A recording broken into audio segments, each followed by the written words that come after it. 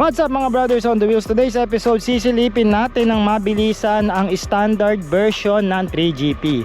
As you may know, nagkaroon tayo ng vlog nito na modified version, yung bagong kulay nila na green and also yung gloss white. Ang standard version mga brothers is itong black at yung gloss red. So wala silang black eh. Ito lang yung meron dito. Ito ilalagay na ito sa truck and then di-deliver na sa mga dealers. Ito yung magandang kulay at may nag-request sa atin ito na ikutan daw natin kahit papano para naman daw magkaroon siya ng idea. So ito na yung mga brothers.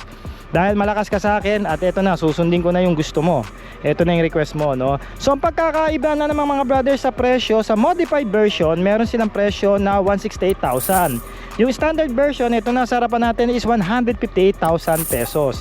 Ang pagkakaibahan lang noon, meron yung carbon fiber dito.